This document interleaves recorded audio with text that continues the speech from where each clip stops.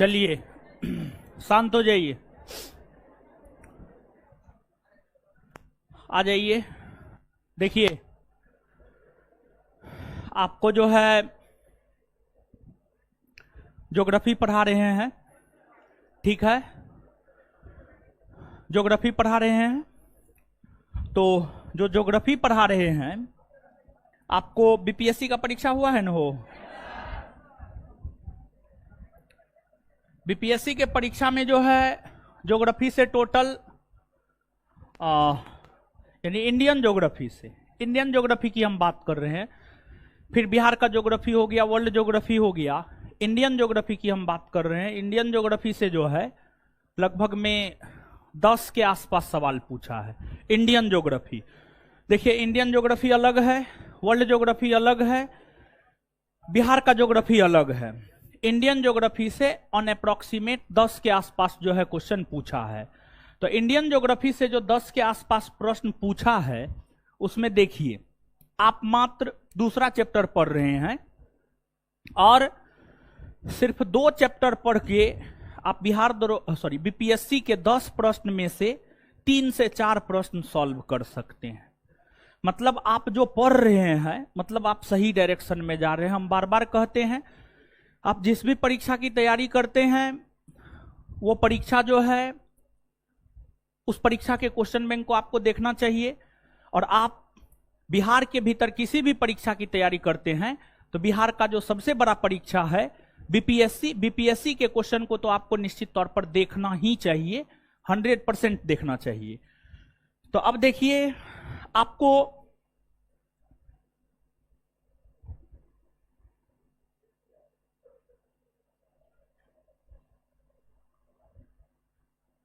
आप आ जाइए question number 141।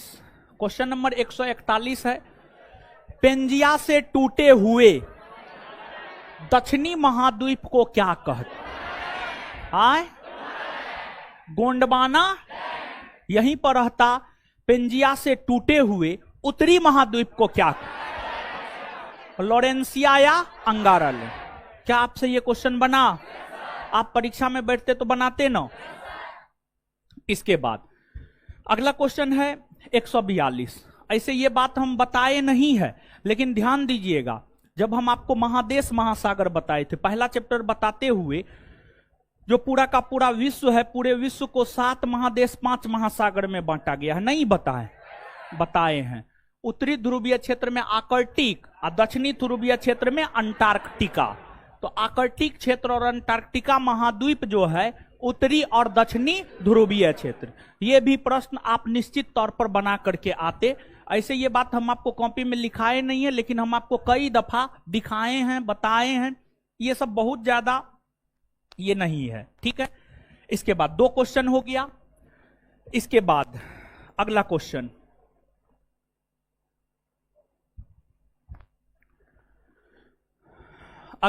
है म्यांमार के साथ भारत के किन राज्यों की सीमा बनती है? क्या यह बात आपको नहीं बताया गया है?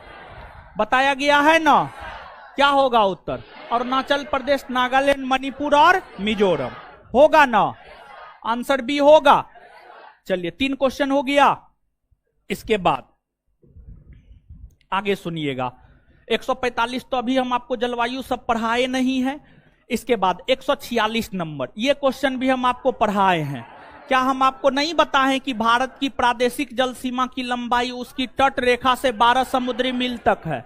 नहीं बताए हैं, एकदम से हम आपको बताए हुए हैं। इसके बाद यही क्वेश्चन है, भारत की क्षेत्रीय सीमा तट से कितनी समुद्री मील तक समुद्र की ओर फैली हुई है? 12 समुद्री मील। 12 समुद्री मील, ठीक है। तो ये हो गया। कुल मिलाकर के कितना क्वेश्चन हो गया? 4 गो हुआ।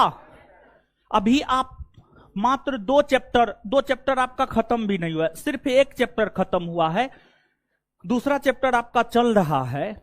तो आप मान करके चलिए, जब 2 चैप्टर आपने पढ़ा ही है अभी, और उस 2 चैप्टर में 10 क्वेश्चन, इंडियन ज्योग्राफी के 10 क्वेश्चन में से आप 4 क्वेश्चन बनाने की स्थिति में है, मतलब ये क्या साबित करता है? कहीं ना कहीं आप बेहतर स्थिति में हैं, अच्छे स्थिति में हैं, हाँ या ना? क्वेश्चन देख करके यही ना पता चलता है। जब यहां तक 2 चैप्टर पढ़ के 10 में से 4 क्वेश्चन आप बना रहे हैं और सारा चीज आपके कॉपी में है, अगर आप पूरा इंडियन ज्योग्राफी पढ़ लीजिएगा 10 में 10 ना सही 9 जरूर बना करके आइएगा। ये हम इस आधार पे बोल रहे हैं कि बिहार दरोगा 3 से 5 सेकेंड बैच में ज्योग्राफी जो है उन लोगों को लगभग पढ़ा दिए हैं। 10वां चैप्टर आज खत्म हुआ है, 11वां चैप्टर पढ़ाएंगे, अभी भी उसमें 3-4 चैप्टर पढ़ाना है। और उस बैच का बच्चा सब 10 में से 8-9 सही करके आया है। 10 इंडियन ज्योग्राफी में से 8 कम से कम सही करके आया है। तो मतलब आप बहुत बेहतर स्थिति में हैं, आप एकदम सही जा रहे हैं। बस यही चीज आपको समझना है कि आपको जो कॉपी में बताया जाता है, जो लिखाया जाता है, जो समझाया जाता है, जो याद करवाया जाता है, उसको पचा लेना है। ठीक है, जुगाली करके जो है उसको पचा लेना है, मतलब चीजों को याद कर लेना है। बस इतना ही हम आपको कहेंगे, ज्यादा कुछ नहीं कहेंगे। समझ गए? क्वेश्चन दिखाना जरूरी था, मार्केट में एकदम हल्ला है, क्वेश्चन टफ है, फलना है, चिलना है, ढेकना है। समझ गए? क्या है आप देख रहे हैं, क्वेश्चन आसान नहीं है, ये बात सत्य है। क्वेश्चन के लैंग्वेज को थोड़ा टफ किया गया है और कुछ कुछ क्वेश्चन एकदम नया दिया गया है। तो क्वेश्चन टफ है, लेकिन उन लोगों के लिए टफ है जो पढ़ता नहीं है। जो पढ़ता है उन लोगों के लिए जो है आपको आसान है। समझ गए? उन लोगों के लिए क्या है, ये आसान है। ठीक है, अब इंडियन ज्योग्राफी। इंडियन ज्योग्राफी से पहले आपके बैच में हम पॉलिटी पढ़ाए थे, हाँ या ना? पॉलिटी पढ़ाए थे। देखिए, किसी भी चीज में 100% नहीं हो सकता है। रिजल्ट के लिए 70-80% जरूरी होता है। 70-80% भी अगर आप करके परीक्षा में आते हैं और इस स्टैंडर्ड का क्वेश्चन हो, 70-80% करके आ रहे हैं, मतलब आपका रिजल्ट दुनिया का कोई ताकत नहीं रोक सकता है। और इस बार बीपीएससी का कटअप 113 कभी नहीं जाएगा, 100 के आसपास रहेगा। 100 से 2-3 क्वेश्चन कम ही जाएगा, ज्यादा नहीं जाएगा। 95 और 100 के बीच में इस बार बीपीएससी का कटअप रहने जा रहा है मेरे ख्याल से। ये अनुमान है, हो सकता है हम गलत भी हो सकता है। लेकिन जो हमने प्रश्न देखा, लोगों को देखा, तो लोगों से बात की, तो उससे हमें लग रहा है कि 100 के आसपास में कटअप रहना चाहिए। बहुत कम नहीं जाएगा, लेकिन 100 के आसपास में रहेगा। इसके अलावा आपने पॉलिटी पढ़ा है। कितने लोग हैं जिसने पॉलिटी पढ़ा है? अपना अपना हाथ खड़ा कीजिए। तो चलिए ठीक है, बहुत बढ़िया, बहुत सारे लोग हैं जिन्होंने पॉलिटी हमसे पढ़ा है। तो एक बार पॉलिटी के क्वेश्चन को भी देख लिया जाए कि पॉलिटी में आपका क्या सिचुएशन है। ठीक है, आइए।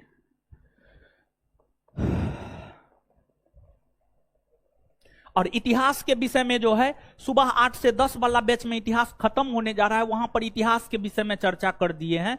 और सुबह 8 से 10 कोई बच्चा पढ़ते हैं? सुबह 8 से 10 पढ़ते हैं? सुबह 8 से 10 में हर चीज स्पष्ट किए थे। मैक्सिमम क्वेश्चन जो है आपके पुराना नोट से है, कॉपी से है। समझ गए? तो अब एक बार आ जाइए, यहां पर जो है हम लोग पॉलिटी को देख लेते हैं। ठीक है, पॉलिटी में देखिए टोटल 10 क्वेश्चन है। ठीक है, 41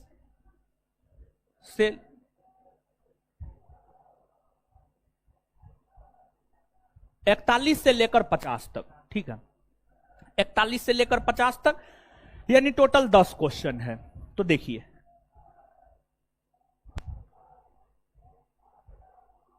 क्या है, क्या है, क्या है? और पुलवामा, हाँ हाँ हाँ हाँ हाँ, ये तो बड़ी बहुत बहुत बड़ी दर्दनायक घटना है। ठीक है, चलिए चलिए देखिए, ध्यान दीजिएगा। 41 नंबर, 41 नंबर को छोड़ दीजिए, ये आपसे नहीं बनेगा। ठीक है, 42 नंबर पर आइए। 42 नंबर, एक पंचायत समिति किस स्तर पर एक पंचायती राज संरचना का संचालन करती है? देखिए, बलवंत राय मेहता समिति ने 3 स्तरीय पंचायती राज की सिफारिश की। ग्राम स्तर पर ग्राम पंचायत, ब्लॉक स्तर पर पंचायत समिति, और जिला स्तर पर जिला। कॉपी में नहीं लिखाए हैं, नहीं बताए हैं, बताए हैं, लिखाए भी हैं। कॉपी जाकर के पलट के देख लीजिएगा, आंसर हो जाएगा इसका ब्लॉक स्तर। आपके कॉपी से है? ठीक। इसके बाद निम्नलिखित में से किसे समुदाय विकास के पहले कार्यक्रम के रूप में स्थापित किया गया था? राष्ट्रीय विस्तार सेवा। राष्ट्रीय विस्तार सेवा, यह भी बात पंचायती राज संस्था में आपको लिखाया गया है, आप जाकर के देख लीजिएगा, ठीक है। इसके बाद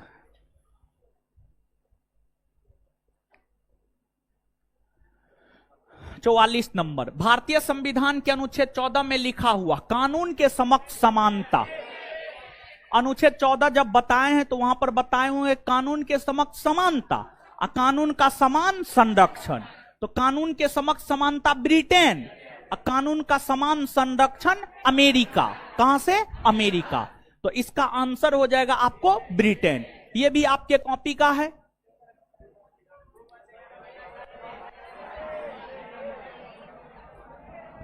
दो वर्ष 11 महीना 18 दिन नहीं है आपके कॉपी में। इसके बाद राज्य का मंत्री परिषद। राज्य का मंत्री परिषद सामूहिक तौर पर किसके नहीं बताए हैं ना? लोक केंद्रीय मंत्री परिषद, केंद्रीय मंत्री परिषद और राज्य का मंत्री परिषद नहीं बताए हैं। ये सब एकदम बताए हैं, 2-3 बार कम से कम हमने आपको बताया है। तो इसका आंसर विधान सभा। फिर इसके बाद जो है आपको 73वां संविधान संशोधन के बाद विकेंद्रीकरण किया गया। विकेंद्रीकरण का मतलब समझते हैं?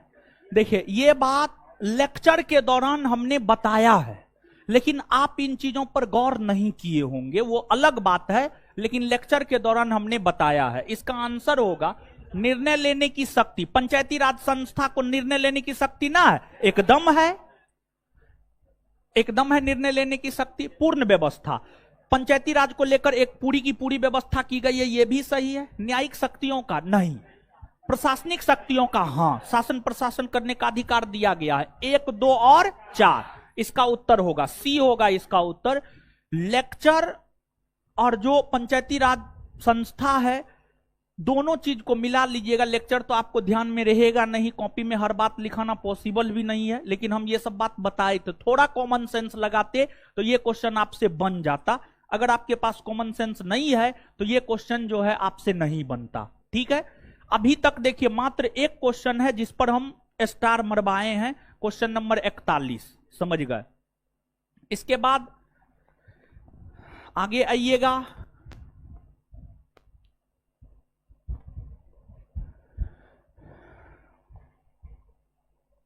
चलिए, ई क्वेश्चन का जवाब नहीं दिए तो नानी याद दिला देंगे हम। ये सब क्वेश्चन का जवाब नहीं दिए ना तो नानी याद हम सबको दिला देंगे।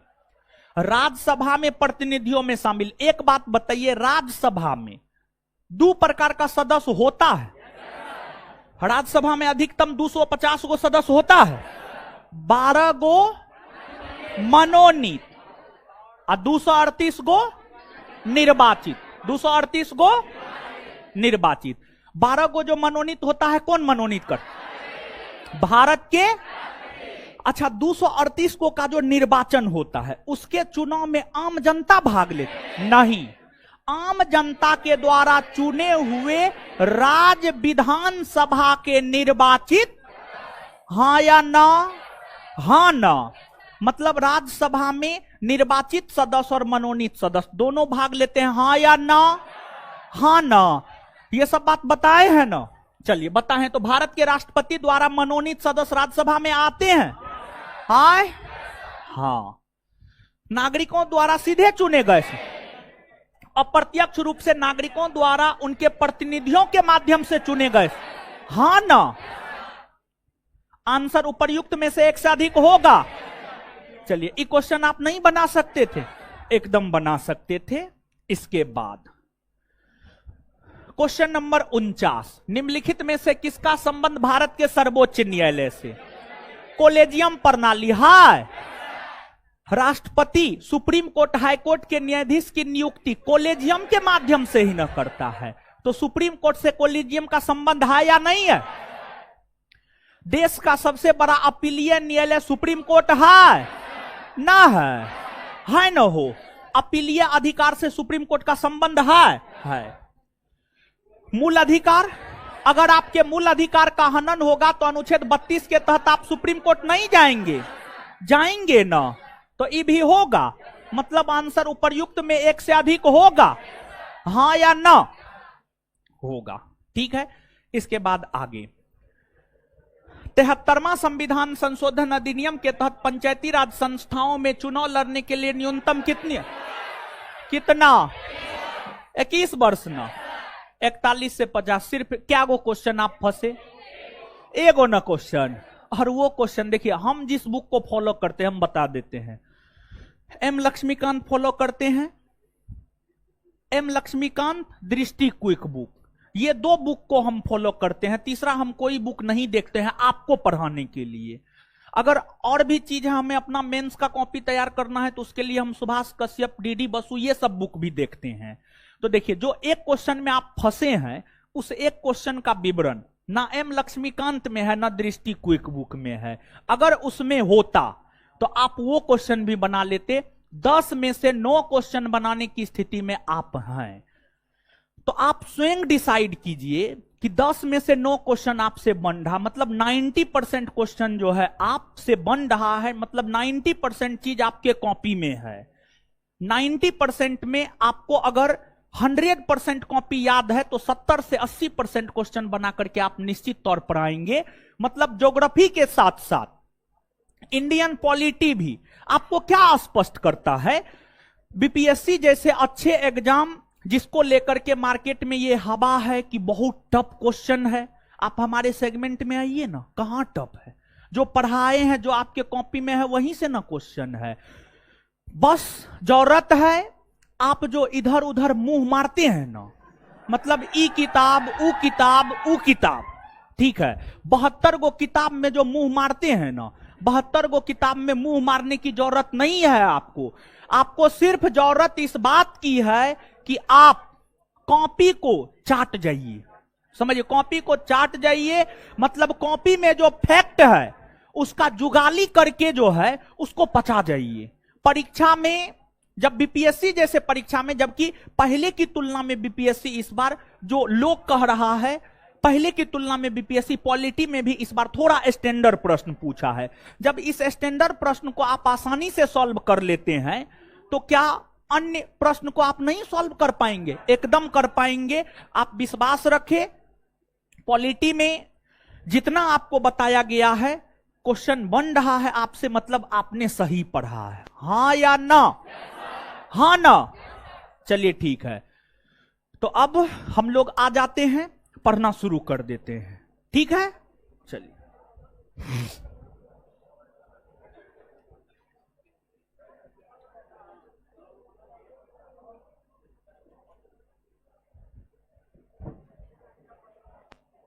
चलिए,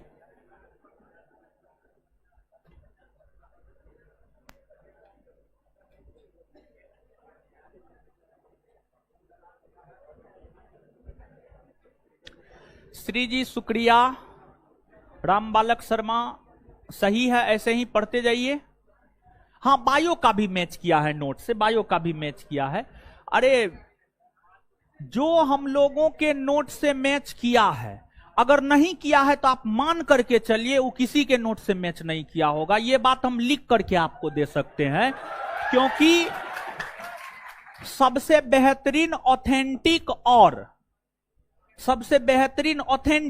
और साथ ही साथ जो है सबसे अपडेटेड नोट हम ही लोग का है। सबसे अपडेटेड नोट हम लोग का है, सबसे ज्यादा क्वेश्चन का कलेक्शन हम लोगों का है। अगर हम लोगों से मैच नहीं किया तो किसी से मैच कर ही नहीं सकता। हम ये बात लिख करके आपको दे सकते हैं। बायो से भी मैच किया है, समझ गए? चलिए, तो अब आ जाइए, पढ़ते हैं ज्योग्राफी। मतलब ज्योग्राफी में भी अब कोई कंफ्यूजन नहीं ना है आपको, देख लिया ना आप अपने सामने में, समझ गए? तो इसलिए मजा में अपना पढ़ते जाइए और क्वेश्चन बनते जाएगा आपसे, समझ गए? चलिए देखिए, अगर आप हमसे बुक पूछ रहे हैं, कुछ लोग कमेंट में बुक पूछ रहे हैं, तो देखिए हम यहां पे बुक बता देते हैं। ऐसे कल एक यूट्यूबर आया था, बहुत रिक्वेस्ट किया, उसको बाइट दिए हैं, वो अपना अपलोड करेगा, देख लीजिएगा। खैर आप लोग को पहले हम बता देते हैं। हिस्ट्री, पॉलिटी, ज्योग्राफी और करंट, ये 4 सेगमेंट मेरा है। और हमको लगता है कि जो बुक अभी हम आपको सजेस्ट करने जा रहे हैं, इस बुक को अगर आप पढ़ लेते हैं ना, बिहार का कोई भी परीक्षा हो उसमें हिस्ट्री, पॉलिटी, ज्योग्राफी में आप 80% प्लस क्वेश्चन बना करके आइएगा। लेकिन उस बुक को फॉलो करना आसान नहीं है, मुश्किल है। इसलिए हर कोई फॉलो कर ही नहीं सकता है, इसलिए हर कोई परीक्षा पास कर ही नहीं सकता है। देखिए हिस्ट्री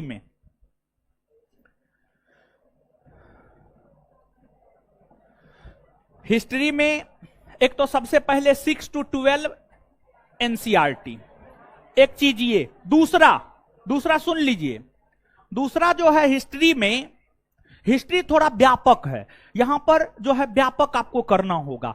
मॉडर्न बिहार दरोगा बीपीएससी जो है 4 गो क्वेश्चन प्राचीन से, 6 गो मध्यकालीन से, 22 गो आधुनिक भारत से पूछा है।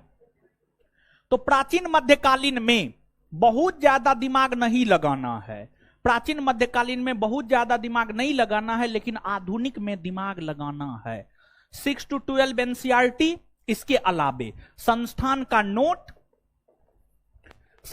का नोट और इसके अलावे एक बुक बीएल ग्रोवर का आधुनिक भारत का इतिहास, काफी ऑथेंटिक डाटा है उसका। बीएल ग्रोवर, समझ गए, बीएल ग्रोवर का आधुनिक भारत का इतिहास,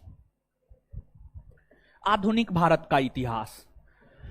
इतना अगर आप कर लेते हैं ना, तो इतिहास में आपसे प्रश्न नहीं छूटेगा। ये करना मुश्किल है, लेकिन जो करेगा वो रिजल्ट पाएगा, जो नहीं करेगा रिजल्ट नहीं पाएगा। बीपीएससी, बिहार दरोगा, बिहार पुलिस, सचिवालय, कोई भी एग्जाम बिहार का, हिस्ट्री में इतना। पॉलिटी संस्थान का कॉपी और क्वेश्चन बैंक सफिशिएंट है, संस्थान का कॉपी और क्वेश्चन बैंक सफिशिएंट है। लेकिन इसके साथ अगर आप कोई बुक पढ़ना चाहते हैं तो आप एकमात्र बुक उठा करके पढ़िए, एम लक्ष्मीकांत। दूसरा कोई बुक आप मत पढ़िए। 72 बुक पढ़ने से अच्छा है एक ही बुक को 72 बार पढ़े और एक ही बुक को बार बार पढ़े। पॉलिटी में एम लक्ष्मीकांत, कॉपी और संस्थान के क्वेश्चन बैंक के अलावा एम लक्ष्मीकांत, ठीक है। नहीं भी पढ़िएगा तो कॉपी सबसे काम चल जाएगा, आप देख रहे हैं यहां पर। इसके बाद ज्योग्राफी, अगर हम ज्योग्राफी की बात करें तो ज्योग्राफी में जो है आपका कॉपी, और अगर कोई बुक करना चाहते हैं तो महेश कुमार बर्नवाल का भूगोल एक समग्र, महेश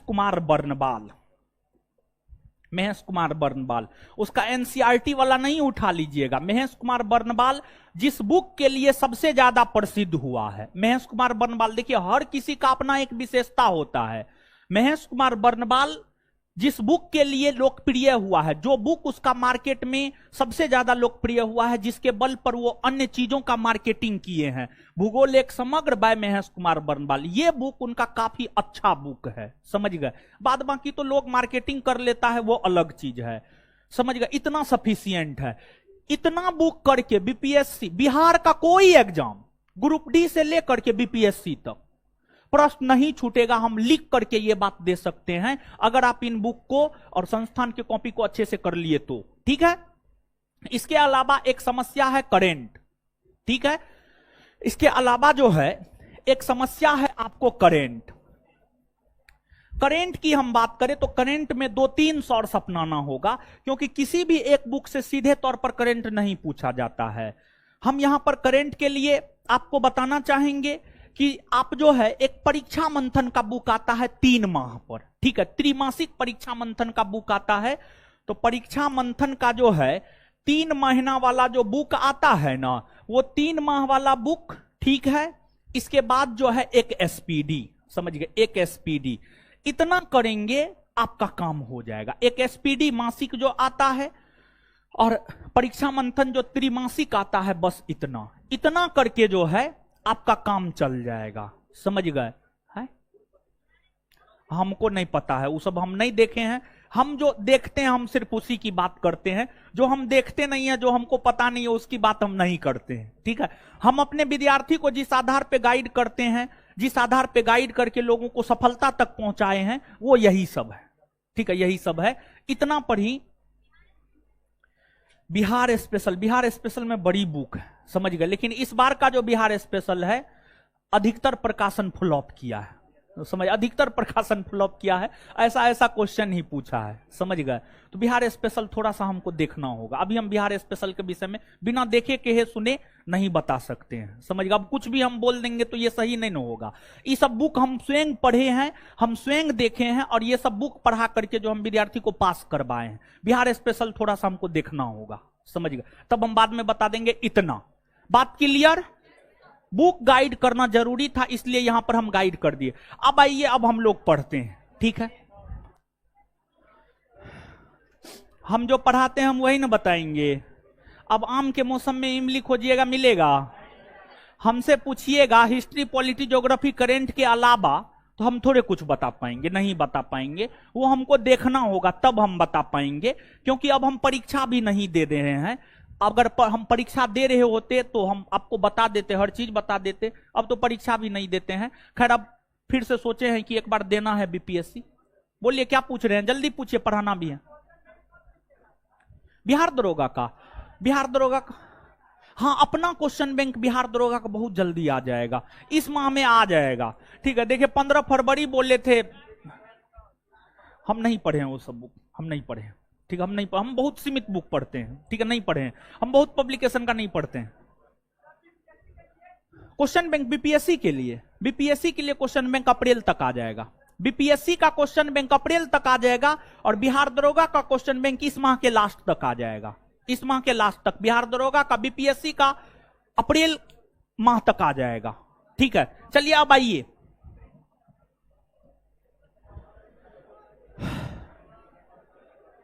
चलिए चलिए आइए। अब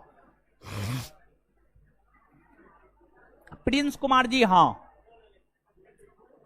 ध्यान दीजिएगा। अब है वहां पर जो लोग खड़े हैं, यहां पर टेबल सब है, आकर के बैठ जाइए, ठीक है। बहुत सारा टेबल है, ठीक है, नहीं तो टेबल भेज दीजिए, वहां पर बैठ जाएगा। यहां पे बहुत सारा टेबल है। अरे आइए ना, वहां पर खड़ा कहाँ है महाराज, आइए नहीं इधर पर।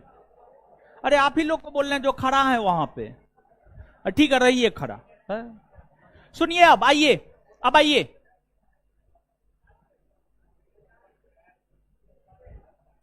अब बुक वाला डिलीट कर दिए हैं महाराज, अब आएगा नहीं आएगा? हाँ आ गया, आज तो रिका, हमको लगा डिलीट कर दिए हैं। तो इसमें क्या है महाराज? श्री महेश कुमार और परीक्षावाणी क्विक, आपका क्लास बहुत है, सफिशियंट है श्री जी। मेरा भी नोट करते हैं, सफिशियंट है लाली कुमारी। हॉस्टल अप्रैल में शुरू होगा, नहीं भी पढ़िएगा विकास जी तो कोई दिक्कत नहीं है। क्वेश्चन देखिए ना, कॉपी से आ रहा है ना, वो तो हम एक्स्ट्रा में बताए, बुक पढ़ना है तो पढ़िए, नहीं भी पढ़िएगा तो कोई दिक्कत नहीं है। विवेक पटेल एकदम नहीं, हमसे पढ़ लीजिएगा तब कोई दिक्कत नहीं है। रवि कुमार, हाँ सफिशियंट है। चलिए अब आ जाइए, अब कमेंट हटा दीजिए, अब पढ़ाना है, ठीक है। अब कमेंट हटा दीजिए, अब पढ़ाना है। चलिए अब आइए पढ़ते हैं। देखिए क्या पढ़ा रहे थे, घाटी बता दिए थे।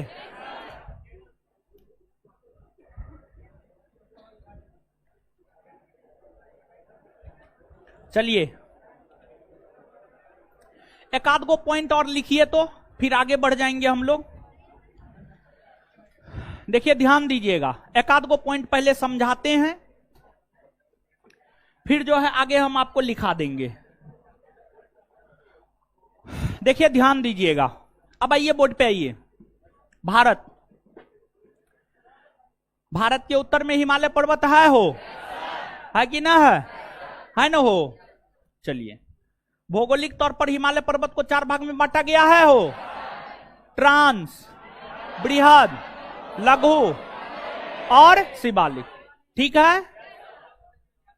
जो लघु हिमालय है, लघु हिमालय के ढाल पर, लघु हिमालय के ढाल पर, लघु हिमालय के ढाल पर मतलब निचले हिस्सा में, समझ गए, निचले हिस्सा में। लघु हिमालय के ढाल पर जो है छोटे छोटे घास के मैदान पाए जाते हैं। उस घास के मैदान को कश्मीर में मर्ग कहते हैं, जैसे गुलमर्ग सोनमर्ग, और उत्तराखंड में बुगियाल या प्यार कहते हैं। उत्तराखंड में बुगियाल या प्यार कहते हैं। एक बार फिर से सुनिए। लघु हिमालय, लघु हिमालय, लघु हिमालय के ढाल पर छोटे छोटे घास के मैदान पाए जाते हैं, और जो छोटे छोटे घास के मैदान पाए जाते हैं उसे कश्मीर में मर्ग, जैसे गुलमर्ग सोनमर्ग, और उत्तराखंड में उसे बुगियाल या प्यार कहा जाता है। इसके बाद लघु हिमालय और शिवालिक, लघु हिमालय और शिवालिक। लघु हिमालय और शिवालिक जो है, इसके अंतर्गत ऊंची ऊंची पर्वत चोटियां नहीं आती है। इसके अंतर्गत ऊंची ऊंची पर्वत चोटियां नहीं आती है। काफी कम ऊंची पर्वत चोटियां हिमालय के इस भाग के अंतर्गत आती है।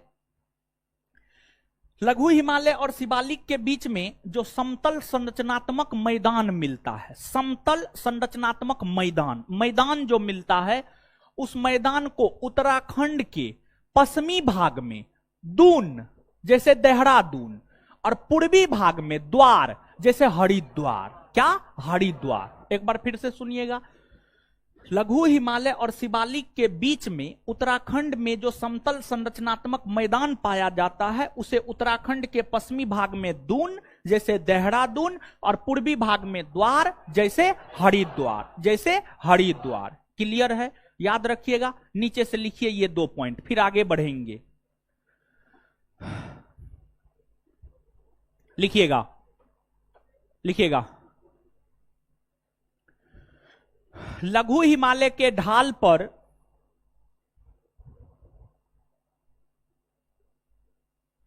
लघु हिमालय के ढाल पर छोटे छोटे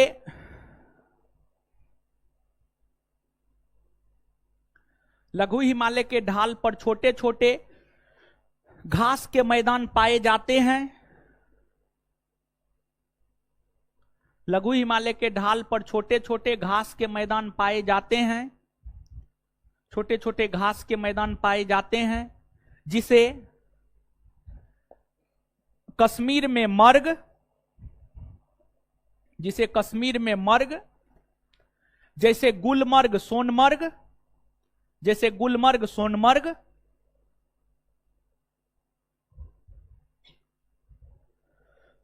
जैसे कश्मीर में मर्ग, जैसे गुलमर्ग सोनमर्ग, जैसे गुलमर्ग सोनमर्ग, और उत्तराखंड में बुगियाल या प्यार कहते हैं, और उत्तराखंड में बुगियाल या प्यार कहते हैं।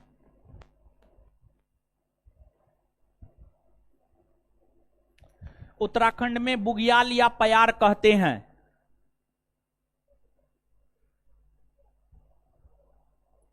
आगे स्टार मार के लिखिएगा।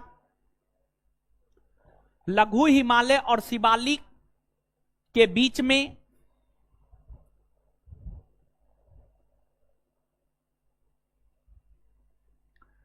लघु हिमालय और शिवालिक के बीच में समतल समतल संरचनात्मक समतल संरचनात्मक समतल संरचनात्मक मैदान पाए जाते हैं।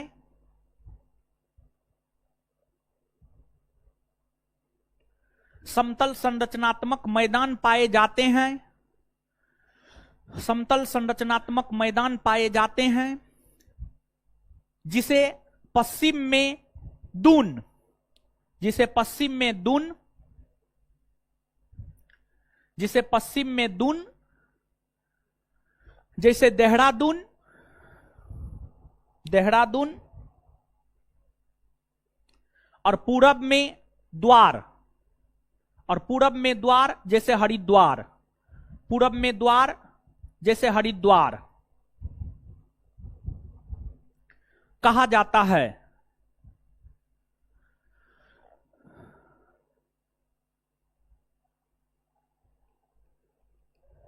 चलिए, ये संपूर्ण जानकारी अभी तक हिमालय पर्वत के विषय में हुआ। अब हिमालय पर्वत से हम लोग आगे बढ़ते हैं। देखिए, हिमालय पर्वत जिसकी लंबाई 2400 किलोमीटर है, हिमालय पर्वत के बाद भारत की जो दूसरी लंबी पर्वत श्रेणी है वह पश्चिमी घाट पर्वत श्रेणी है। पश्चिमी घाट पर्वत श्रेणी है। हिमालय पर्वत श्रेणी की लंबाई 2400 किलोमीटर और हिमालय पर्वत श्रेणी टोटल 11 राज्य और 2 केंद्र शासित प्रदेश में फैला हुआ है। उसी प्रकार से जो पश्चिमी घाट पर्वत श्रेणी है, पश्चिमी घाट पर्वत श्रेणी गुजरात से लेकर के तमिलनाडु तक फैला हुआ है। गुजरात से लेकर तमिलनाडु तक फैला हुआ है। तो पश्चिमी घाट पर्वत श्रेणी और साथ ही साथ पूर्वी घाट पर्वत श्रेणी को भी हम लोग यहीं देख लेंगे। और पश्चिमी घाट और पूर्वी घाट पर्वत श्रेणी ही नहीं बल्कि दक्षिण भारत की प्रमुख चोटियों को भी यहीं पर हम लोग देख लेंगे। यानी कुल मिलाकर के देखा जाए तो जो आगे हम लोग जानने जा रहे हैं, आगे जिस चीज को पढ़ने जा रहे हैं वह दक्षिण का पर्वतीय क्षेत्र, वह दक्षिण के पर्वतीय क्षेत्र को हम जानने जा रहे हैं, पढ़ने जा रहे हैं। जैसा कि अभी तक आपने हिमालय पर्वत को पढ़ा है, अब हम लोग दक्षिण के पर्वतीय क्षेत्र को पढ़ेंगे। तो आप नीचे से हेडिंग मारेंगे दक्षिण का पर्वतीय क्षेत्र।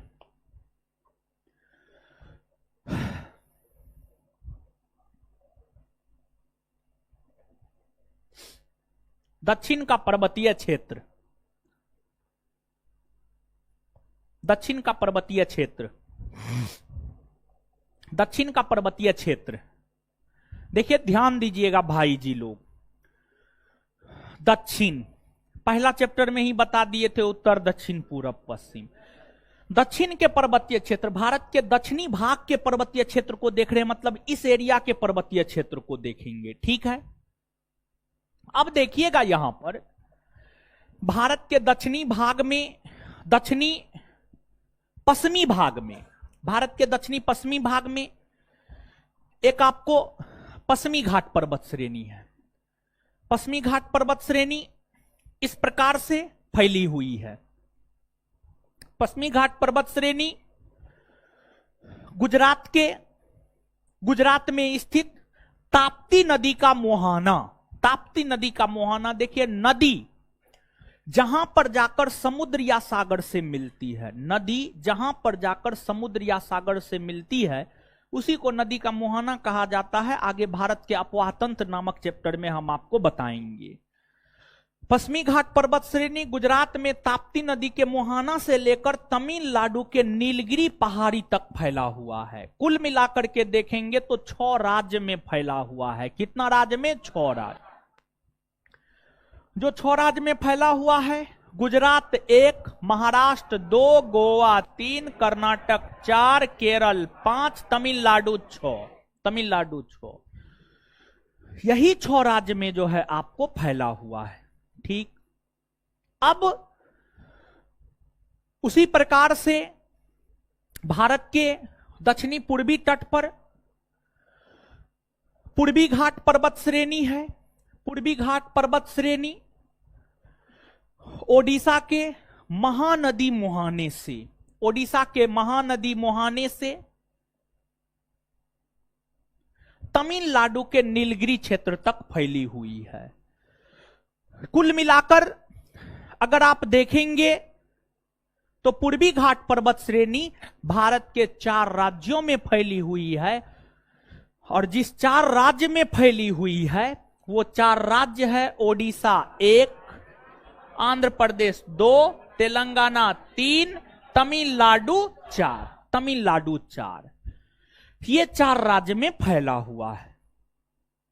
मतलब जिस प्रकार से हमने आपको हिमालय पर्वत के विषय में स्पष्ट किया कि हिमालय पर्वत कितने राज्यों में फैले हुए हैं, उसी प्रकार से यहां पर हमने आपको यह स्पष्ट किया कि पूर्वी घाट पर्वत श्रेणी और पश्चिमी घाट पर्वत श्रेणी कितने राज्यों में फैले हुए हैं।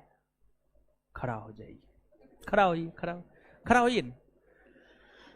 आप पिछले क्लास में भी थे ना, मतलब 5 से 7 वाला बैच में थे ना आज?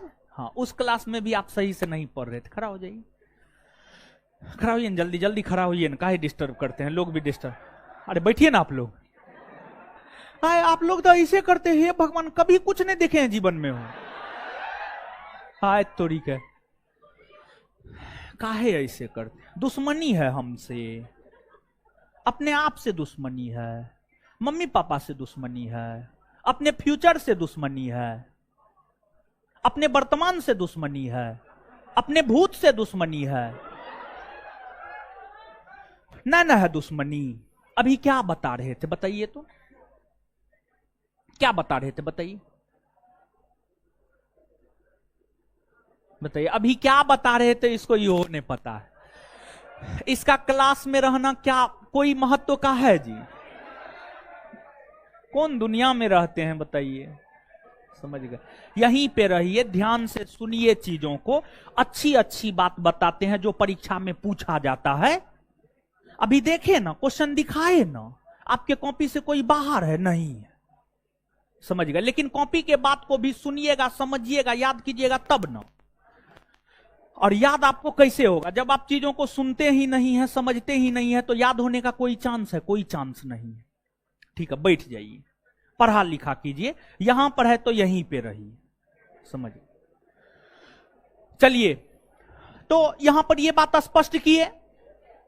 अब यहां पर आप थोड़ा सा गौर फरमाइएगा, थोड़ा सा आपको यह गौर फरमाना है कि कौन ऐसा राज्य है जहां पर पश्चिमी घाट पूर्वी घाट दोनों है? कोई ऐसा राज्य है? हो नजर आ रहा है?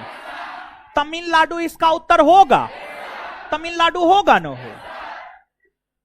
मतलब पश्चिमी घाट पूर्वी घाट दोनों का विस्तार तमिलनाडु में है। और तमिलनाडु राज्य में वेस्टर्न घाट यानी पश्चिमी घाट, ईस्टर्न घाट यानी पूर्वी घाट, दोनों का विस्तार है, दोनों आपस में मिलती है। और दोनों जहां आपस में मिलती है वह नीलगिरी की पहाड़ी है। क्या है? नीलगिरी की पहाड़, नीलगिरी की पहाड़, ठीक है। तो नीलगिरी की पहाड़ी में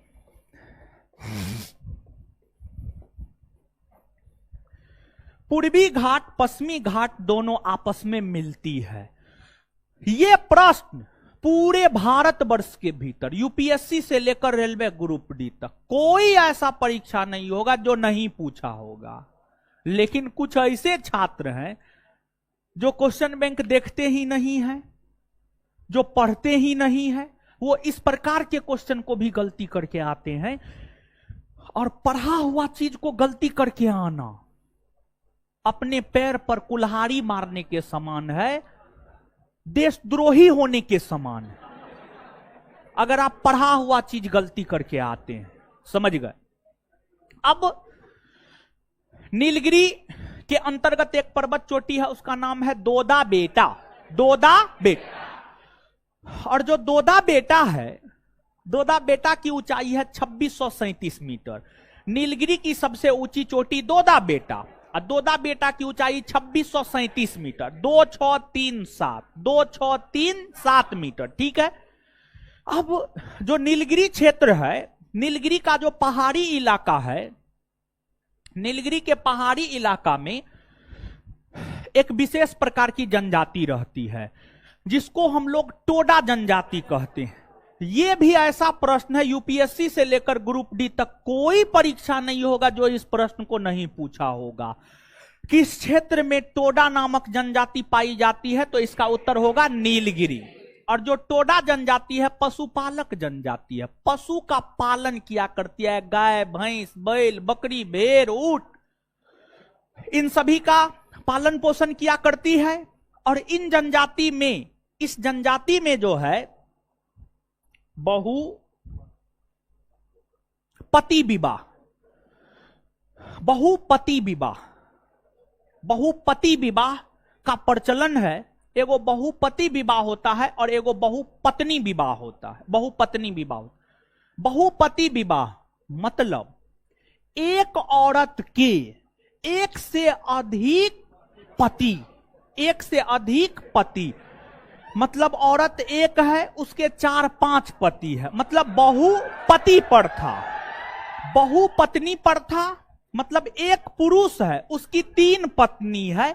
राजा दशरथ बहुपत्नी प्रथा के उदाहरण है, बहुपत्नी प्रथा के उदाहरण है, क्योंकि राजा दशरथ की 3 बीबी थी, कौशल्या, केकई, संघमित्रा। क्या? कौशल्या, केकई, सुमित्रा, सॉरी सुमित्रा, कौशल्या, केकई, सुमित्रा। हाँ, कौशल्या, केकई, सुमित्रा। हाँ हाँ, ठीक ठीक।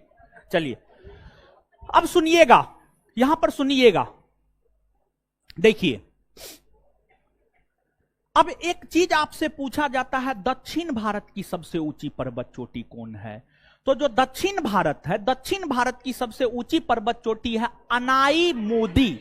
अनाई मोदी, अनाई मोदी दक्षिण भारत की सबसे ऊंची पर्वत चोटी है। और जो अनाई मोदी है, नीलगिरी के दक्षिणी भाग में, नीलगिरी के दक्षिणी भाग में यहां पर अनाई मोदी है। और अनाई मोदी केरल और तमिलनाडु के सीमा पर है। केरल और तमिलनाडु के सीमा पर अनाई मोदी है, अनाई मोदी है। इसकी ऊंचाई है 2695 मीटर। इसकी ऊंचाई है 2695 मीटर। और यह दक्षिण भारत की सबसे ऊंची पर्वत चोटी है। और जो अनाई मोदी है, अनाई मोदी पर्वत श्रेणी पश्चिमी घाट पर्वत श्रेणी के अंतर्गत आता है। पश्चिमी घाट पर्वत श्रेणी के अंतर्गत आता है। और पश्चिमी घाट पर्वत श्रेणी की भी सबसे ऊंची चोटी अनाई मोदी ही है।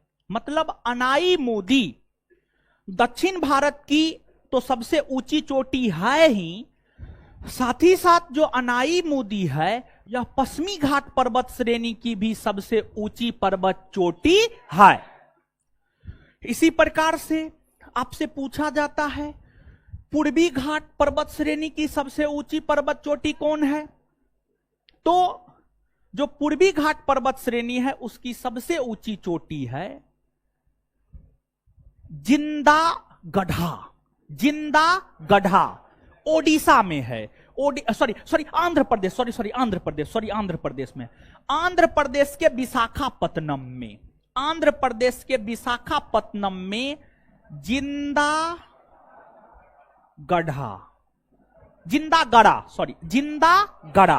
या जिंदबाड़ा भी कहीं पर मिल जाएगा। जिंदागढ़ा या जिंदबाड़ा भी मिल जाएगा।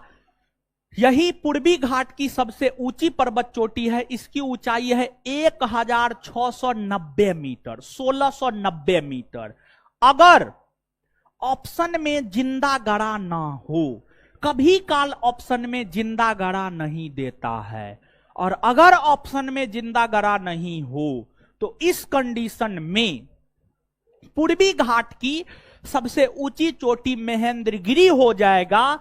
महेंद्रगिरी ओडिशा में है। इसकी ऊंचाई है 1501 मीटर। 1501 मीटर। ध्यान रखिए, अगर जिंदागढ़ा ऑप्शन में है तो हर कंडीशन में जिंदागढ़ा को मारना है।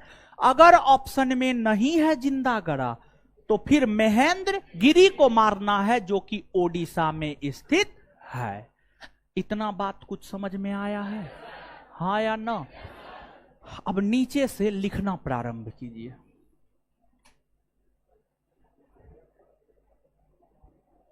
लिखिएगा पहला पॉइंट, दक्षिण भारत की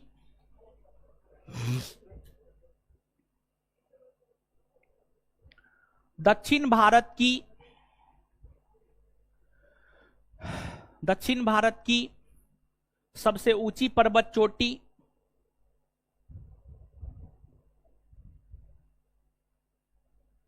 अनाई मोदी है। अनाई मोदी है, जिसकी ऊंचाई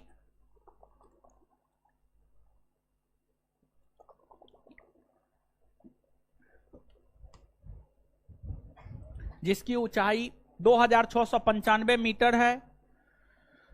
जिसकी ऊंचाई 2695 मीटर है। यही पर्वत श्रेणी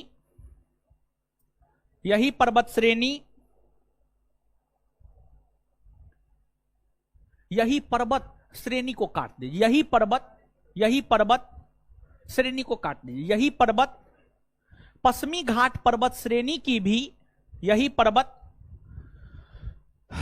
यही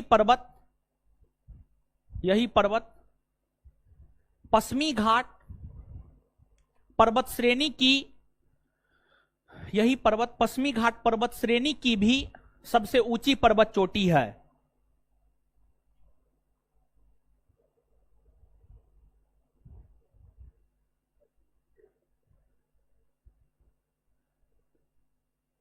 अब नीचे से हेडिंग मारिएगा पश्चिमी घाट पर्वत श्रेणी।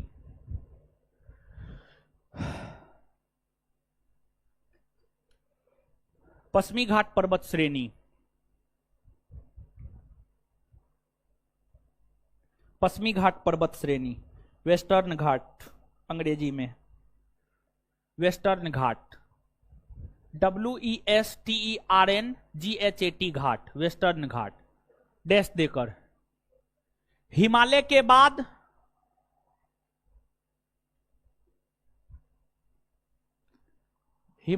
बाद भारत की दूसरी सबसे लंबी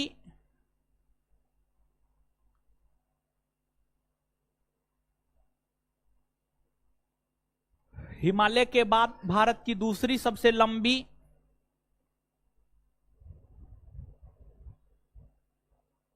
पर्वत श्रेणी,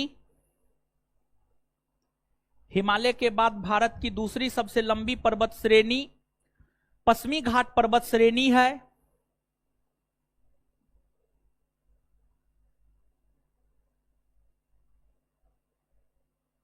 इसकी लंबाई 1600 किलोमीटर है। इसकी लंबाई 1600 किलोमीटर है। इसकी लंबाई 1600 किलोमीटर है। 1600 kilometre, kilometre, kilometre, kilometre, KILOMETER kilometre है। Full stop. इस पर्वत श्रेणी का विस्तार, आपको क्या लग रहा था हम होश खो दिए, गरहोश हो गए हैं।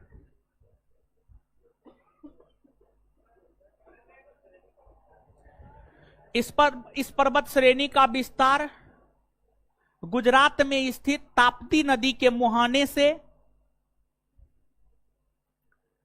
इस पर्वत श्रेणी का विस्तार गुजरात में स्थित ताप्ती नदी के मुहाने से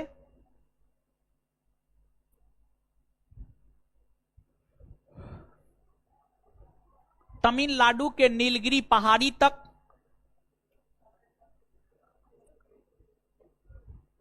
इस पर्वत श्रेणी का विस्तार गुजरात में स्थित ताप्ती नदी के मुहाने से, इस पर्वत श्रेणी का विस्तार गुजरात में स्थित ताप्ती नदी के मुहाने से तमिलनाडु के नीलगिरी पहाड़ी तक,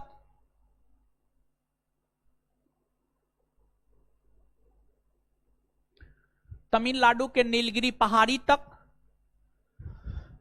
देखने को मिलता है। तमिलनाडु के नीलगिरी पहाड़ी तक देखने को मिलता है।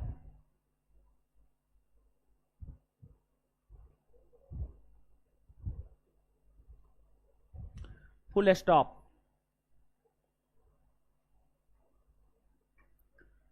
कुल मिलाकर इसका विस्तार 6 राज्यों में है। कुल मिलाकर इसका विस्तार 6 राज्यों में है जो निम्न है। कुल मिलाकर इसका विस्तार 6 राज्यों में है जो निम्न है।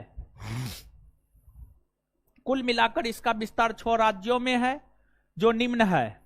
1 नंबर में गुजरात, गुजरात, गुजरात, गुजरात, गुजरात। 2 नंबर में महाराष्ट्र, 2 नंबर में महाराष्ट्र, 2 नंबर में महाराष्ट्र। 3 नंबर में गोवा, गोवा, गोवा। 4 नंबर में कर्नाटक, कर्नाटक, कर्नाटक। 5 नंबर में केरल, केरल। 6 नंबर में तमिलनाडु, तमिलनाडु, बाल उल बांध के आइए आप लोग, ठीक है। बताइए, बाल आप भी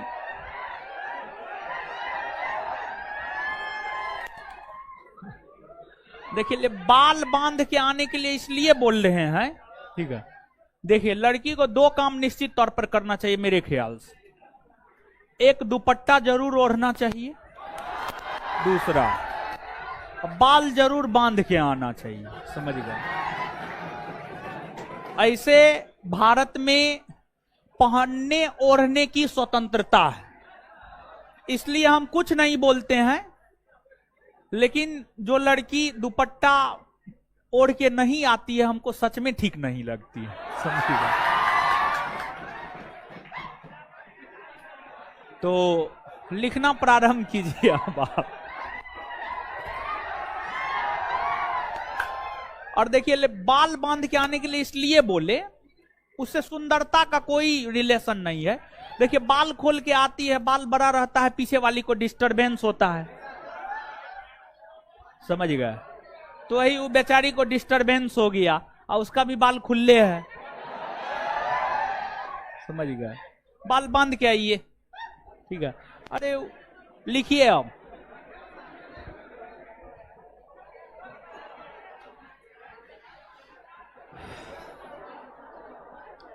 कर्नाटक, केरल, तमिलनाडु। कर्नाटक, केरल, तमिलनाडु लिख लिए। चलिए, अब यहां पे कुछ चीजों को सुनिएगा आप लोग, ठीक है। कुछ चीजों को सुनिएगा, देखिए, ध्यान दीजिएगा। जो पश्चिमी घाट पर्वत श्रेणी है, पश्चिमी घाट पर्वत श्रेणी को विशेष तौर पर महाराष्ट्र राज्य में सह्याद्री कहा जाता है। जो पश्चिमी घाट पर्वत श्रेणी है, पश्चिमी घाट पर्वत श्रेणी को विशेष तौर पर महाराष्ट्र राज्य में सह्याद्री कहा जाता है। क्या कहा जाता है? सह्याद्री, सह्याद्री कहा जाता है। क्लियर? सह्याद्री कहा जाता है। और देखिए, सह्याद्री को एक अक्षांश रेखा दो भागों में बांटती है, और सह्याद्री को जो अक्षांश रेखा दो भागों में बांटती है, उस अक्षांश रेखा का नाम है 16 डिग्री अक्षांश रेखा, या 16 डिग्री चैनल, या 16 डिग्री उत्तरी अक्षांश रेखा। 16 डिग्री उत्तरी अक्षांश रेखा, जैसे आपने इस बात को याद रखा है, 23.5 डिग्री उत्तरी अक्षांश रेखा यानी कर्क रेखा भारत को दो बराबर भाग में विभाजित करती है, उत्तरी भारत और दक्षिणी भारत, उत्तरी भारत और दक्षिणी भारत। उसी प्रकार से आपको यह बात याद रखना है कि सह्याद्री पर्वत को 16 डिग्री उत्तरी अक्षांश रेखा या 16 डिग्री चैनल दो भागों में बांटती है, उत्तरी सह्याद्री और दक्षिणी सह्याद्री। और महाराष्ट्र में पश्चिमी घाट पर्वत श्रेणी को सह्याद्री कहा जाता है। बिहार दरोगा का यह पूछा हुआ क्वेश्चन है, बिहार दरोगा एक्साइज 126 पोस्ट, ठीक है। उसका प्रीलिम्स का यह पूछा हुआ क्वेश्चन है। नीचे से स्टार मार के लिखिएगा।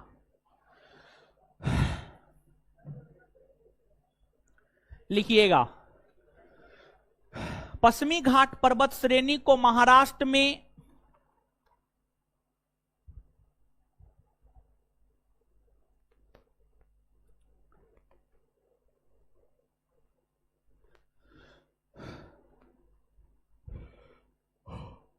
पश्चिमी घाट पर्वत श्रेणी को महाराष्ट्र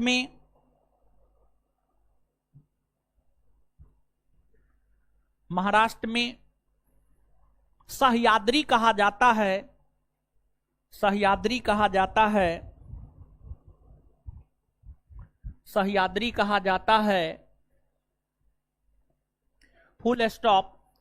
16 डिग्री उत्तरी अक्षांश रेखा, हाँ उसी में कंटिन्यू। 16 डिग्री उत्तरी अक्षांश रेखा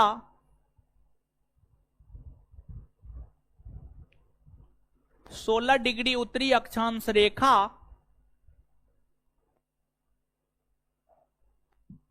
16 डिग्री उत्तरी अक्षांश रेखा सह्याद्री को दो भागों में 16 डिग्री उत्तरी अक्षांश रेखा सह्याद्री को दो भागों में उत्तरी सह्याद्री और दक्षिणी सह्याद्री में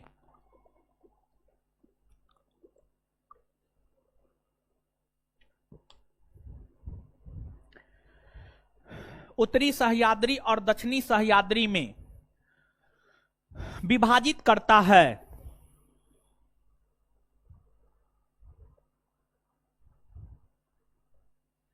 उत्तरी सह्याद्री और दक्षिणी सह्याद्री में विभाजित करता है। चलिए अब आगे सुनिएगा, यहां पर ध्यान दीजिएगा। देखिए एक बात यहां पर थोड़ा सा समझिए। अगले क्लास में मुख्य तौर पर हम आपके साथ दर्रा की चर्चा करेंगे। दर्रा को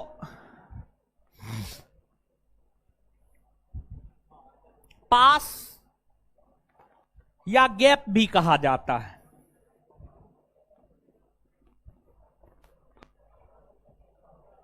दर्रा को पास या गैप भी कहा जाता है। दर्रा क्या है इसको आप समझिएगा। देखिए ध्यान दीजिए,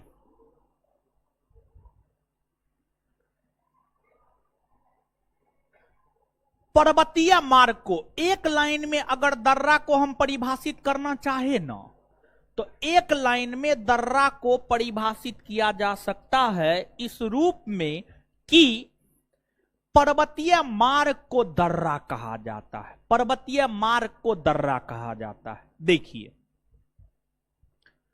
पर्वत है, पर्वत समतल से ऊंचा होता है, धरातल से या समतल से ऊंचा होता है। पर्वत के एक भाग से दूसरे भाग को जाना है, तो पर्वत के एक भाग से, पर्वत के एक छोर से दूसरे छोर की यात्रा जिस मार्ग के माध्यम से हम करते हैं, पर्वत के एक छोर से दूसरे छोर की यात्रा जिस मार्ग के माध्यम से हम करते हैं, उसी को दर्रा कहा जाता है। पर्वतीय मार्ग को दर्रा कहा जाता है। विशेष तौर पर दर्रा, पास या गैप, विशेष तौर पर दर्रा, पास या गैप, उन राज्यों में आपको देखने को मिल जाएंगे या उन क्षेत्रों में देखने को मिल जाएंगे जिन क्षेत्रों में ऊंचे ऊंचे पर्वत हैं। जिन क्षेत्रों में ऊंचे ऊंचे पर्वत हैं, जिन राज्यों में ऊंचे ऊंचे पर्वत हैं, वहां पर दर्रा, पास या गैप आपको देखने को मिल जाएंगे। जैसे जो आपको पश्चिमी घाट पर्वत श्रेणी है, पश्चिमी घाट पर्वत श्रेणी के अंतर्गत जो पर्वत सब है, उस पर्वत की औसत ऊंचाई 1400 से 1500 मीटर है। उस पर्वत की औसत ऊंचाई 1400 से 1500 मीटर है। तो पश्चिमी घाट पर्वत श्रेणी के अंतर्गत कई सारे दर्रा आपको मिल जाएंगे। फिर आपको, अगर आप हिमालयी क्षेत्र में आएंगे, तो हिमालयी क्षेत्र में जो पर्वत सब है, उन पर्वतों की ऊंचाई तो औसत तौर पर 6000 मीटर से 6100 मीटर के आसपास में मुख्य तौर पर देखने को मिलता है। तो इसलिए इन क्षेत्रों में भी दर्रा, पास या गैप देखने को मिलता है। दर्रा, पास या गैप इन क्षेत्रों में भी देखने को मिलता है। सबसे ज्यादा दर्रा, पास या गैप आपको हिमालयी क्षेत्र में ही देखने को मिलेगा। हिमालयी क्षेत्र में ही देखने को मिलेगा। कश्मीर में, फिर जो है लद्दाख में, हिमाचल प्रदेश में, उत्तराखंड में, नेपाल में, अरुणाचल प्रदेश में, इन राज्यों में बथेरों दर्रा, मतलब बहुत अधिक दर्रा देखने को मिल जाएगा। जैसे आपको सिक्किम में नाथुला जेलेपला दर्रा, अरुणाचल प्रदेश में बोमडीला दर्रा, दीफू दर्रा, यांगयाप दर्रा, मणिपुर में तुजू दर्रा, उत्तराखंड में माना नीति लिपुलेख दर्रा, हिमाचल प्रदेश में रोहतांग, सिपकीला, बारालाचा, फिर लद्दाख में अघिल दर्रा, लानकला दर्रा, फिर कश्मीर में बुर्जिल दर्रा, बनिहाल दर्रा, पीर पंजाल दर्रा। तो कुल मिलाकर के तो बहुत दर्रा का नाम हम ले लिए, समझिए, बहुत सारा दर्रा का नाम ले लिए, लेकिन फिर भी कल के सेशन में जो है हिमालयी दर्रों को विस्तार पूर्वक हम आपको बताएंगे अगले सेशन में, कल नहीं परसों के सेशन में। तो आपको जो है यहां पे बहुत विद्यार्थी कंफ्यूज हो जाता है, कल सरे का क्लास है इसलिए हम बोल दिए नेक्स्ट क्लास में, मतलब परसों की क्लास में। तो हिमालयी क्षेत्र में दर्रा पास या गैप मिलेगा। उसी प्रकार से जो पश्चिमी घाट पर्वत श्रेणी है, पश्चिमी घाट पर्वत श्रेणी में भी दर्रा पास या गैप देखने को मिलेगा, क्योंकि पश्चिमी घाट पर्वत श्रेणी भी काफी इसके अंतर्गत जो है काफी ऊंचे ऊंचे पर्वत आते हैं। पश्चिमी घाट पर्वत श्रेणी के अंतर्गत जो है मुख्य तौर पर आपको महाराष्ट्र राज्य में और केरल राज्य में, महाराष्ट्र राज्य में और केरल राज्य में दर्रा पास या गैप देखने को मिल जाएगा। महाराष्ट्र राज्य में दो दर्रा पास या गैप देखने को मिलेगा, एक थाल घाट दर्रा और एगो भोर घाट दर्रा, एगो थाल घाट दर्रा और एगो भोर घाट दर्रा। तो देखिए ध्यान दीजिएगा, है आप लोग हल्ला काहे कर रहे हैं, है गुनगुना काहे रहे हैं, मुंह बंद रखिए, मुंह तोड़ देंगे हम, एक एक चाट मारेंगे सबको एक तरफ से, समझ गए, मुंह बंद रखिए।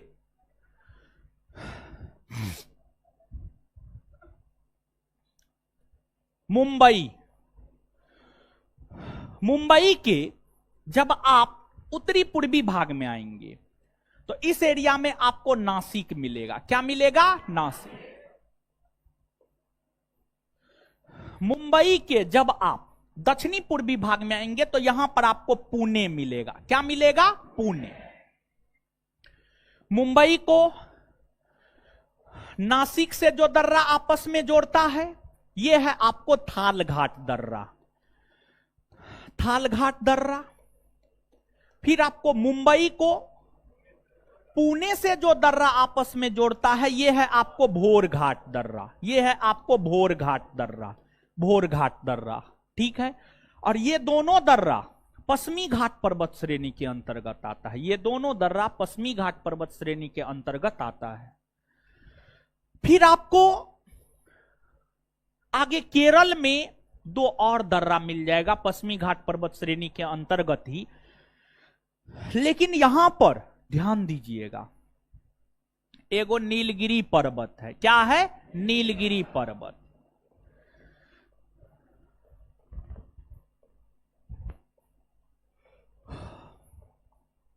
नीलगिरी पर्वत से जब आप नीचे जाइएगा तो अन्नामलाई की पहाड़ी मिलेगा।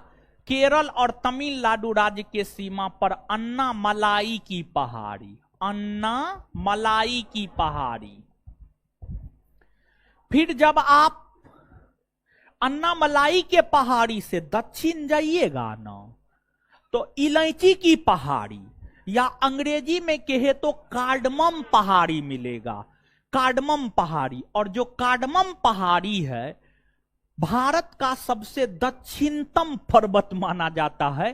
प्रमुख पर्वतों में भारत के सबसे दक्षिणतम पर्वत कार्डमम की पहाड़ी यानी इलायची की पहाड़ी को माना जाता है। तो यहां पर आपको इलायची की पहाड़ी मिलेगा या कार्डमम की पहाड़ी मिलेगा, दोनों एक ही बात है, दोनों अलग अलग बात नहीं है।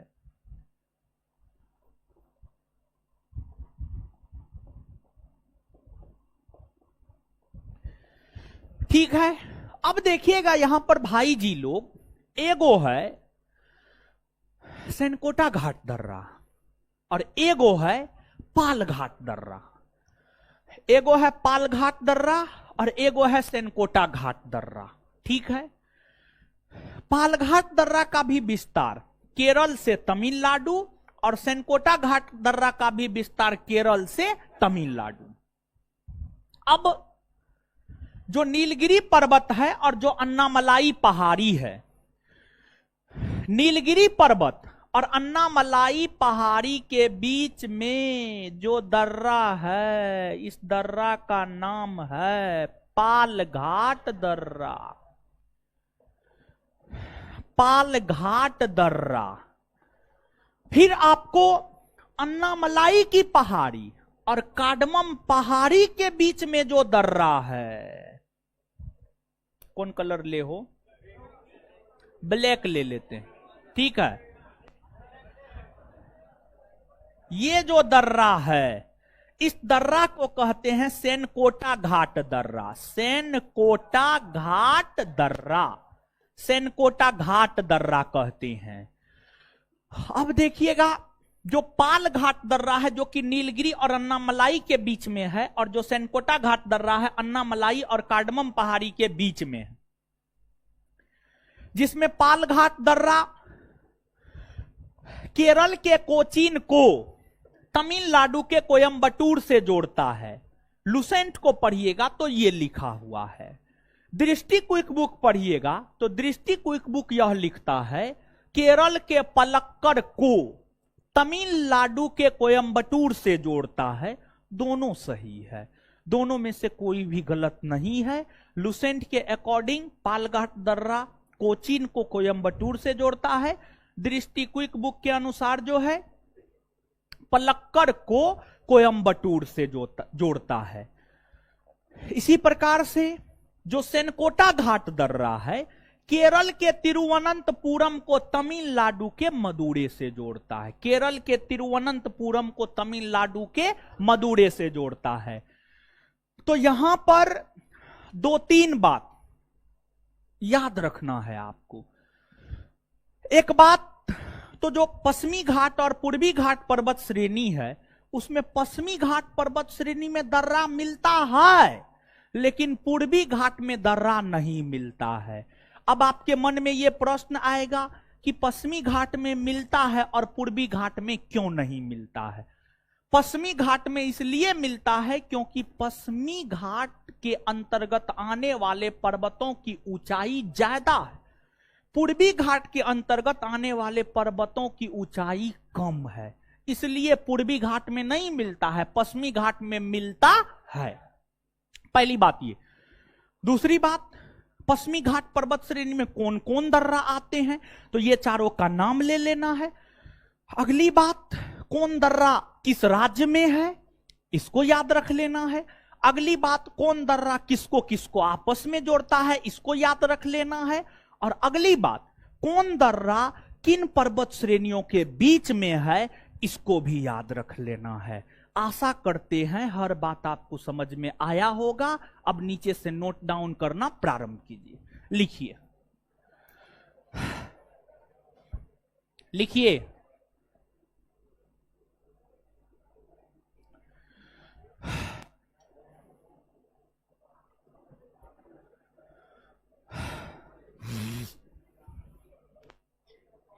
चलिए देखिए, एगो बात यहां पर एक बात से आगाह करवाते हैं। देखिए, ई वाला जो प्रश्न है कि पालघाट दर्रा किन दो पहाड़ियों के बीच में है और सेनकोटा किन दो पहाड़ियों के बीच में है, यह प्रश्न आज तक किसी कंपटीशन ने नहीं पूछा है, लेकिन आगे इसके पूछने की संभावना है। विद्यार्थी अभी तक इस पर ज्यादा जोर नहीं देता है, लेकिन हम आपसे रिक्वेस्ट करते हैं आप इस पर जोर दीजिए। ठीक है, यहां से प्रश्न पूछा जा सकता है, समझ गए। नीचे से लिखना प्रारंभ कीजिए। अब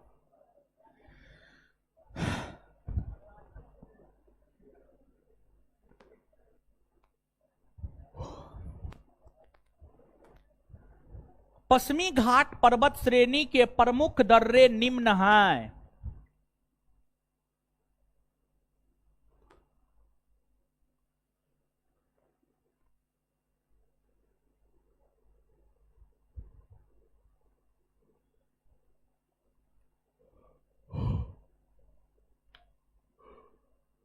पश्चिमी घाट पर्वत श्रेणी के प्रमुख दर्रे निम्न हैं।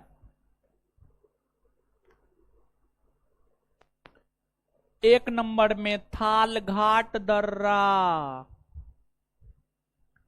थालघाट दर्रा डैश देकर यह महाराष्ट्र राज्य में स्थित है। यह महाराष्ट्र राज्य में स्थित है। यह दर्रा मुंबई को नासिक से आपस में जोड़ता है। यह दर्रा मुंबई को नासिक से आपस में जोड़ता है। यह दर्रा मुंबई को नासिक से आपस में जोड़ता है। Full stop, full stop. आगे भोर घाट दर्रा,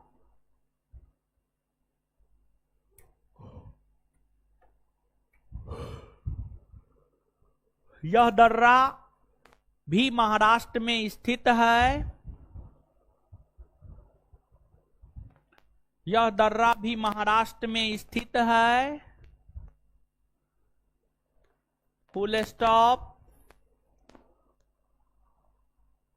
यह दर्रा मुंबई को पुणे से आपस में जोड़ता है,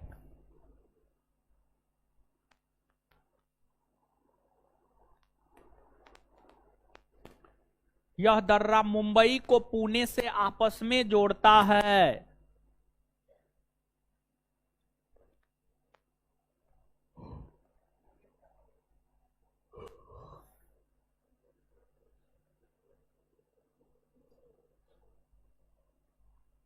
मुंबई को पुणे से आपस में जोड़ता है, फुल स्टॉप। अब नीचे से पालघाट दर्रा,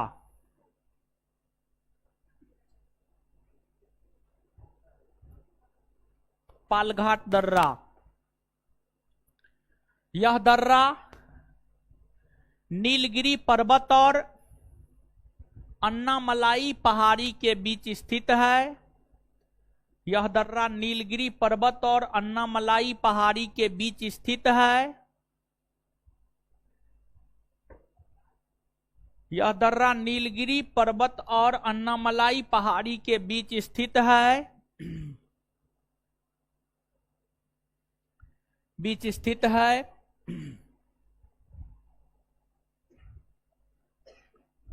यह दर्रा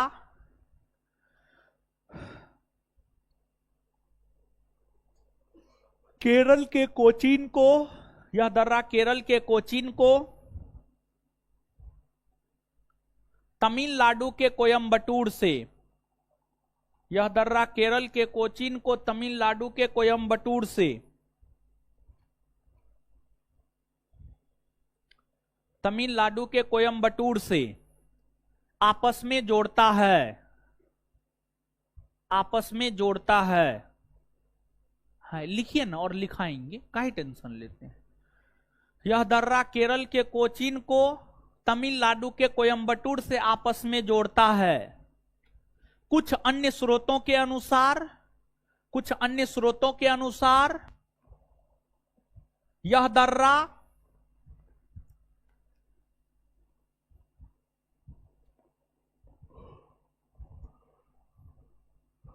दर्रा केरल के पलक्कड़ को,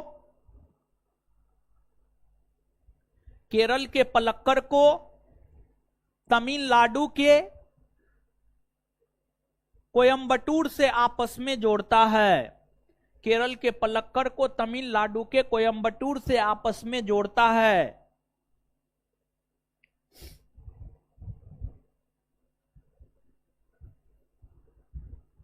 आगे लिखिए, फिर से बोले। कुछ अन्य स्रोतों के अनुसार यह दर्रा केरल के पलक्कड़ को तमिलनाडु के कोयम्बटूर से आपस में जोड़ता है। हो गया। आगे लिखिए, सेनकोटा घाट दर्रा। एक बार फिर से,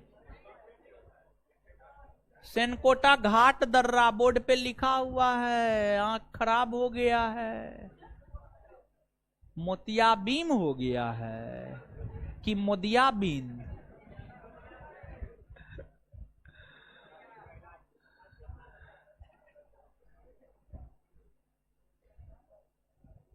मोदियाबिंद का मतलब क्या होता है जानते हैं? मोदी जी के भक्ति में इतना लीन हो जाना कि गरीबी बेरोजगारी नजर ही नहीं आए। एगो पेपर के कार्टून में दिया हुआ था ये, ठीक है। सेनकोटा घाट दर्रा लिखिएगा। यह दर्रा अन्नामलाई पहाड़ी और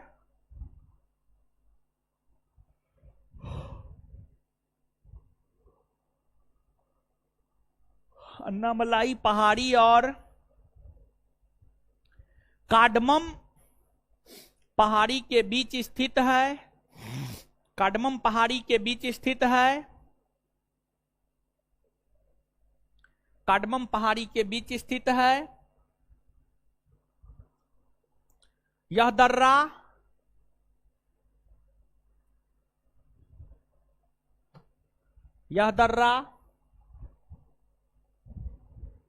केरल के तिरुवनंतपुरम को, यह दर्रा केरल के तिरुवनंतपुरम को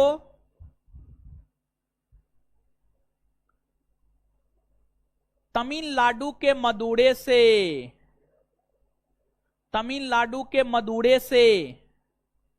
आपस में जोड़ता है। तमिलनाडु के मदुरै से आपस में जोड़ता है।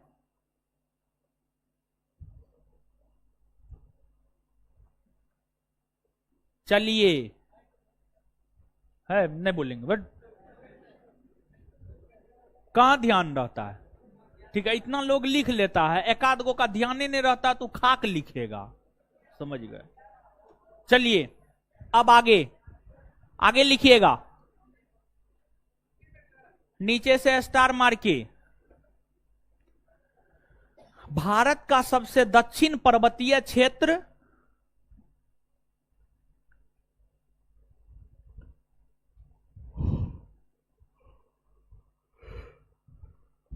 भारत का सबसे दक्षिणतम पर्वतीय क्षेत्र, भारत का सबसे दक्षिणतम पर्वतीय क्षेत्र कार्डमम की पहाड़ी या इलायची की पहाड़ी है। भारत का सबसे दक्षिणतम पर्वतीय क्षेत्र कार्डमम की पहाड़ी या इलायची की पहाड़ी है। कार्डमम की पहाड़ी या इलायची की पहाड़ी है। कार्डमम की पहाड़ी या इलायची की पहाड़ी है। Full stop. आगे लिखिएगा, पूर्वी घाट पर्वत श्रेणी, हेडिंग मारिए, पूर्वी घाट पर्वत श्रेणी।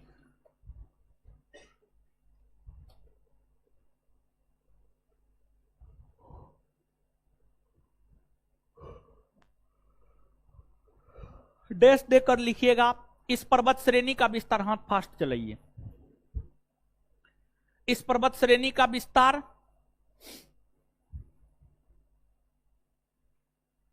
भारत के 4 राज्यों में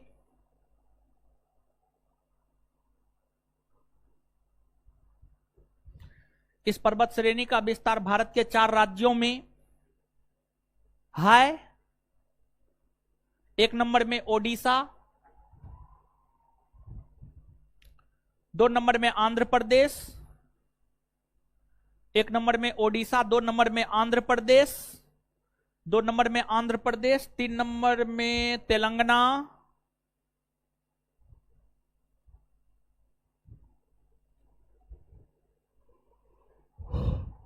4 नंबर में तमिलनाडु। अब नीचे से नोट देकर के लिखिएगा। नोट देकर के पहला पॉइंट, तमिलनाडु एक ऐसा राज्य है, तमिलनाडु एक ऐसा राज्य है जहां पश्चिमी घाट और पूर्वी घाट, जहां पश्चिमी घाट और पूर्वी घाट दोनों पर्वत श्रेणी का विस्तार, जहां पश्चिमी घाट और पूर्वी घाट दोनों पर्वत श्रेणी का विस्तार देखने को मिलता है, जहां पश्चिमी घाट और पूर्वी घाट दोनों पर्वत श्रेणी का विस्तार देखने को मिलता है। नोट में दूसरा पॉइंट, नोट में ये पहला पॉइंट है, नोट में दूसरा पॉइंट, नोट में दूसरा पॉइंट लिखिएगा, पूर्वी घाट और पश्चिमी घाट पर्वत श्रेणी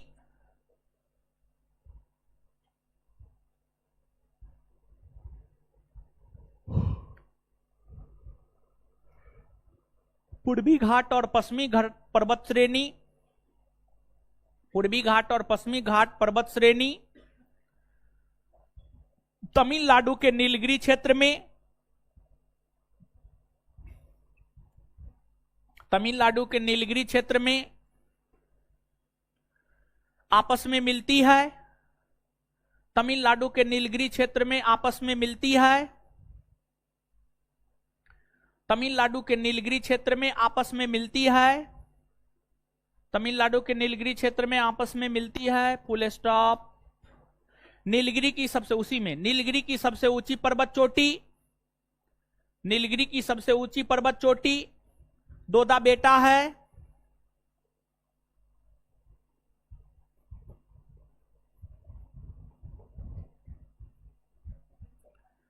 नीलगिरी की सबसे ऊंची पर्वत चोटी दोदा बेटा है जिसकी ऊंचाई 2637 मीटर है। नीलगिरी की सबसे ऊंची पर्वत चोटी दोदा बेटा है जिसकी ऊंचाई 2637 मीटर है।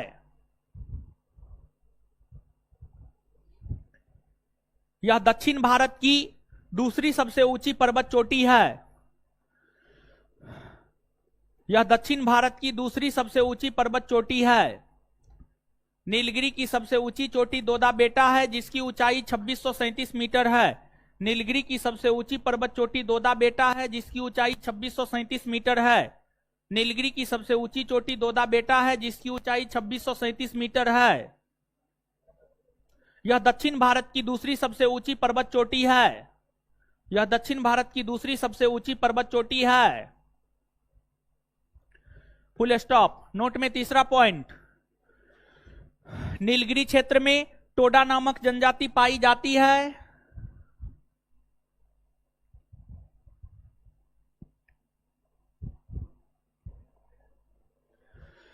नोट में चौथा पॉइंट, जो भी हो तीसरा चौथा जो है आप अपना लिखिए ना महाराज, ठीक है।